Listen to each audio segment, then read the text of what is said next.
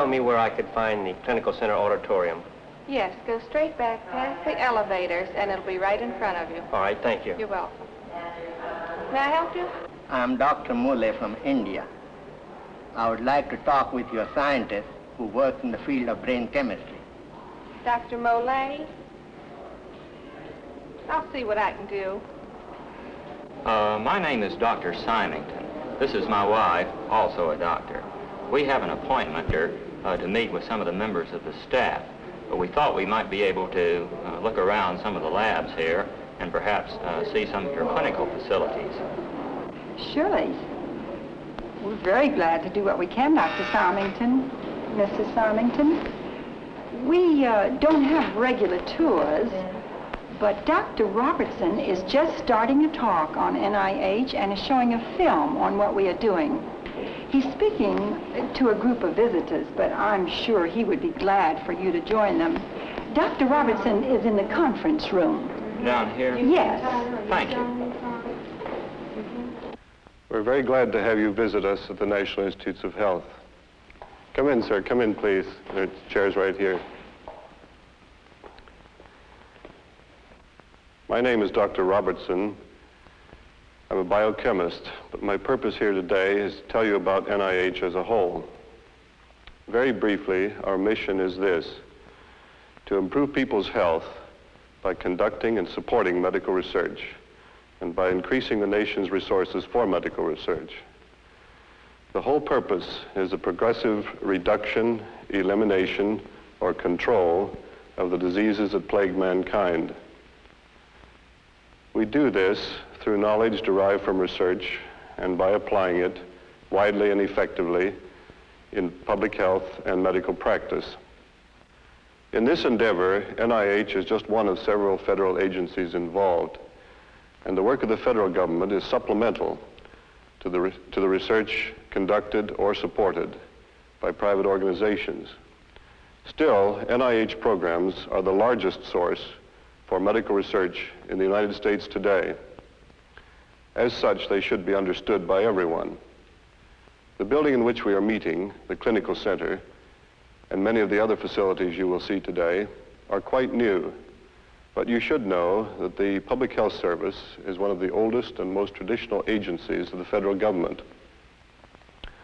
Over here is a copy of a bill creating the Marine Hospital Service, signed in 1798 by President John Adams. When the famous Yankee sailing vessels were plying the seas, extending the commerce of the new nation and participating in its defense, we provided medical care for the seamen at hospitals in several American ports. Hospital care for merchant seamen is still one of the responsibilities of the service. In a laboratory in the Marine Hospital on Staten Island, late in the 19th century, the service began to do research seeking to prevent epidemics of such diseases as smallpox, cholera, and yellow fever. Early in the 1900s, this unit was transferred to Washington and called the Hygienic Laboratory. Many years and several moves later, it became the National Institute of Health, and in 1937, we moved out to Bethesda.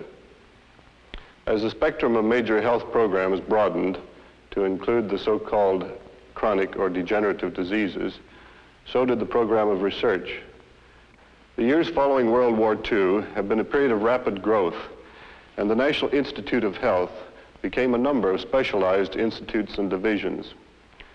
Now I'd like to call on Mr. Murray of our administrative staff, who will explain the organization and functions of the National Institutes of Health.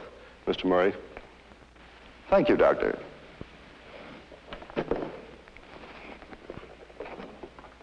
I would like to use a series of charts to make a few points clear.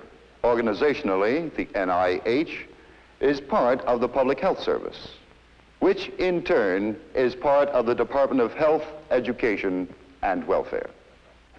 When you look at what NIH does in a functional sense, a relatively little-known fact becomes clear. Only a small proportion of the fund is spent at this installation. Here's a typical annual appropriation. Shown in green are funds spent outside Bethesda. about 80% of the total. By far the larger share, over 53%, is for grants and contracts, many thousands in number, covering every conceivable approach to the problems of medicine and biology. They are awarded to scientists all across the country and support about 1/4 of our nation's total medical research effort. All basic decisions about which projects should be supported rest with scientific review committees of non-federal experts who make sure the decisions represent scientific consensus. Awards for training, research, and related personnel account for 19%.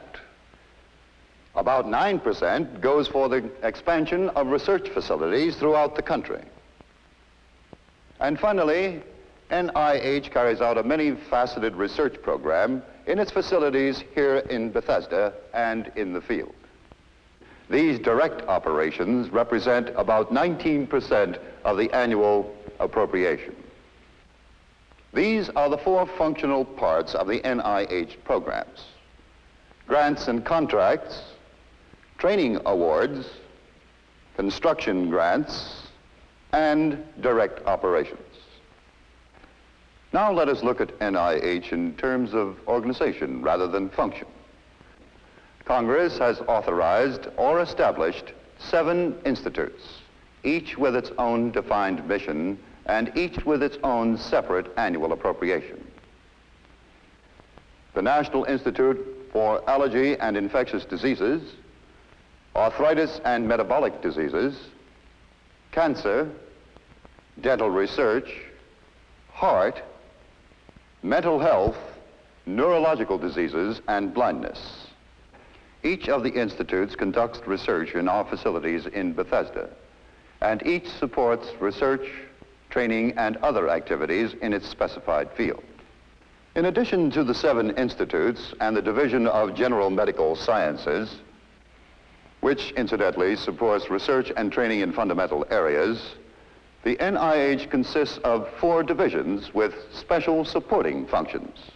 The Clinical Center, which permits the institutes to study disease in man; Research Services, which provides central services primarily for the research programs at Bethesda; Research Grants, which facilitates the extramural programs of the institutes and administers the general research for construction program; and the Division of Biologic Standards, which is a regulatory agency to assure the safety and potency of vaccines, sera, and other biological products.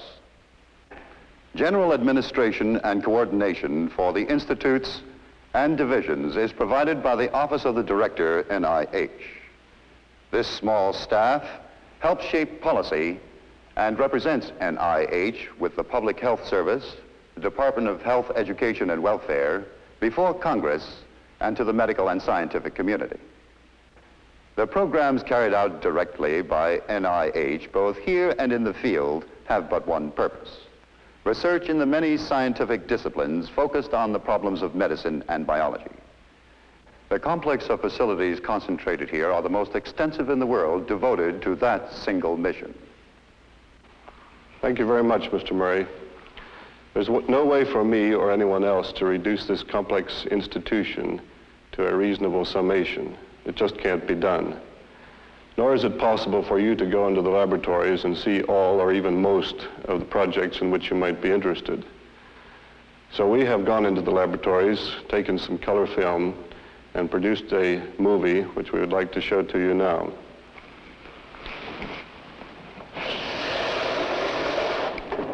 Okay, Dan, would you start the film, please?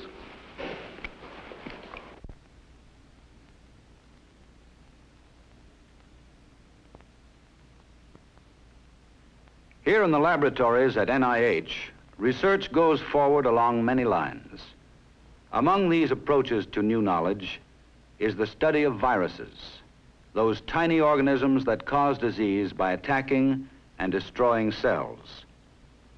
A standard study procedure is to inoculate chicken eggs with a virus.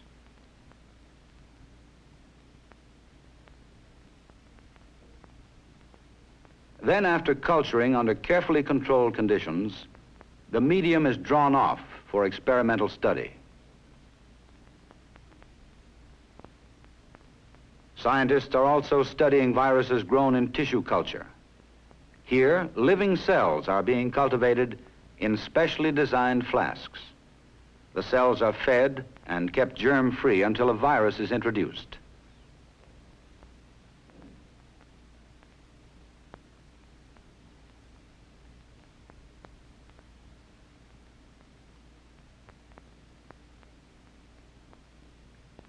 Under these conditions, the investigator can observe the effect of viruses on cell growth and reproduction.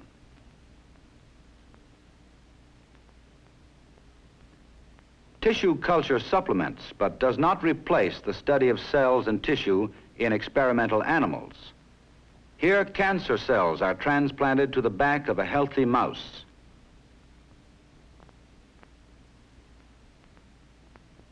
Through a plastic window inserted in the living mouse, investigators can watch the tumor grow and see how it reacts to chemical compounds and to radiation.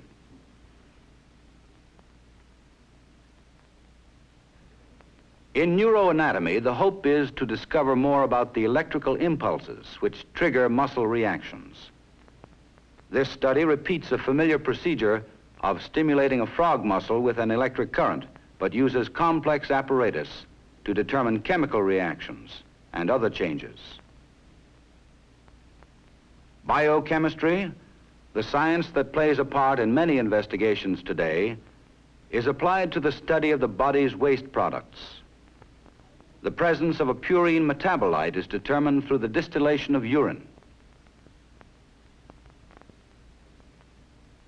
One way of identifying a chemical substance is by color differentiation.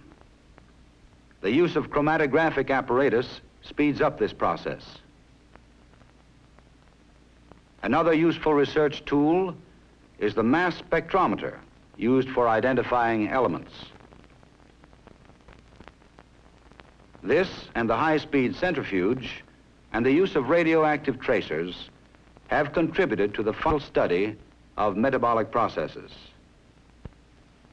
For example, transformation of food into nourishment for the cells and the elimination of wastes. By altering the metabolic process, this rat's weight becomes comparable to that of a 450-pound man. The metabolic chamber in the clinical center may provide answers to questions such as this. Why is it that some heavy eaters remain slender while light eaters gain excess weight? In this sealed chamber, a person under test eats, exercises, sleeps, and goes through the normal functions of life for several days at a time. Continuously recording gas analyzers enable scientists to measure changes in expired air-gas concentrations, to note minute-to-minute exchanges between oxygen and carbon dioxide, and to permit close analysis of energy output. The electron microscope has greatly extended the contributions of microscopy to research. Here, a technician prepares a section of tooth enamel to be photographed through an electron microscope. Under high-powered magnification, the researcher is able to study the differences between sound and diseased tooth structure.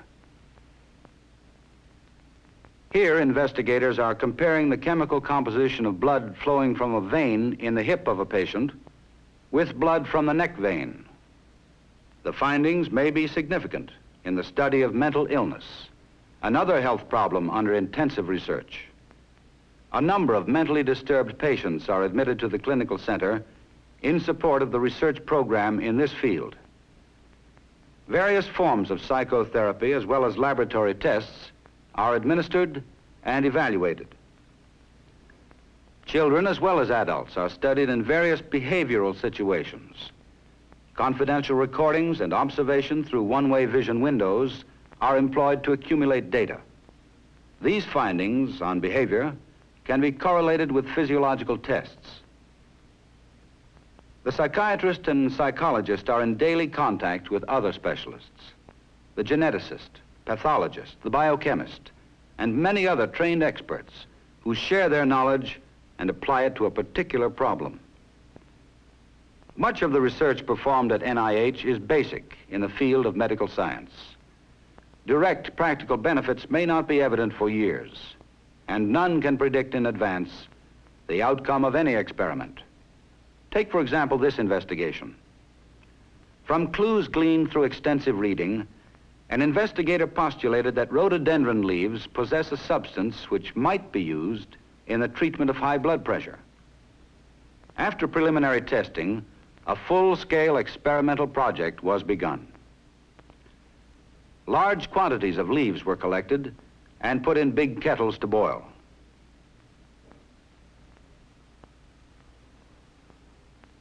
This brew was then distilled, not once but several times.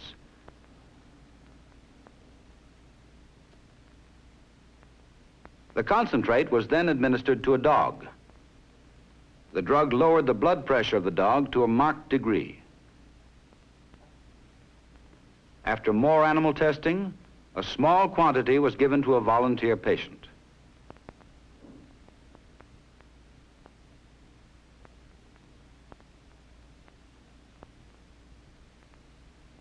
Once again, the blood pressure went down.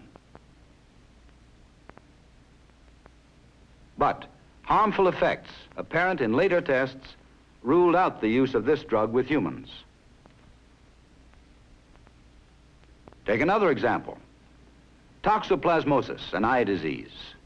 An inoculation of toxoplasma has developed a lesion in the rabbit's eye. The organism suspected of causing the disease was previously isolated in the lymph node of a patient. Many drugs have been tried. Now pyrimethamine is administered.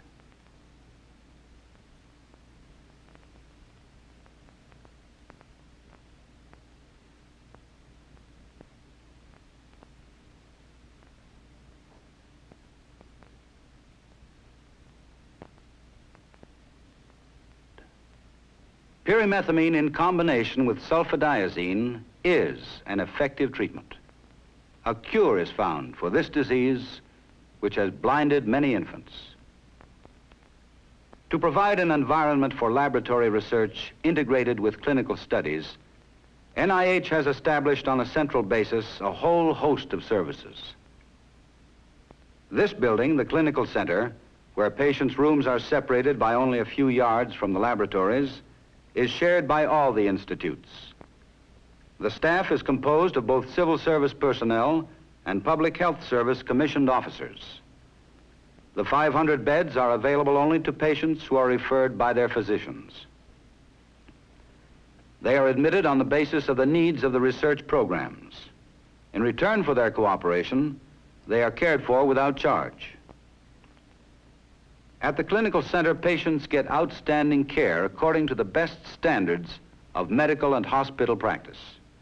Naturally, they remain for longer periods than at the average hospital and undergo more intensive observation and testing.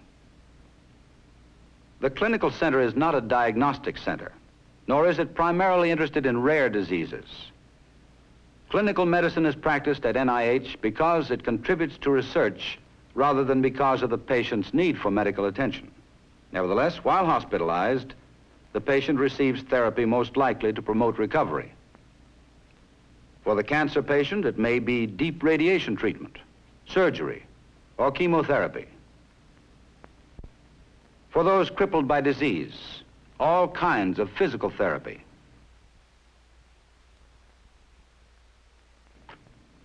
The patient's need for drugs is met by a pharmacy located in the Clinical Center. Here, too, is a records office, indispensable to both research and clinical practice. When the patient is discharged, his records are made available to his own physician. There is a medical library and a scientific illustration service. Diet kitchens, where prescribed foods are carefully weighed and prepared for patients. And for the staff and visitors, a cafeteria serving up to 3,400 meals a day. With over 1,100 laboratories in the Clinical Center and several hundred more in a score of other buildings at NIH, all requiring supplies and apparatus, there are a wide range of services in support of research. An instrument shop, for example, which produces many things, such as glassware to meet specialized requirements. A camera capable of photographing the parts of a cell. All kinds of electronic devices. It takes 5 people working behind the scenes to keep one scientist at his laboratory bench. 5 people per scientist and a large number of experimental animals. Many are bred and raised in the animal buildings at NIH. Strict controls have eliminated the usual disease problems from the colony. It requires a large staff just to care for the 40 buildings and to maintain the 300 acres of grounds and more than 8 miles of roadways. NIH, then, is a smoothly functioning team of skilled and curious scientists, program administrators, and trained specialists in many fields. Together, in an atmosphere of hope and determination, they are united in an effort to meet the ever-challenging demands of medical research.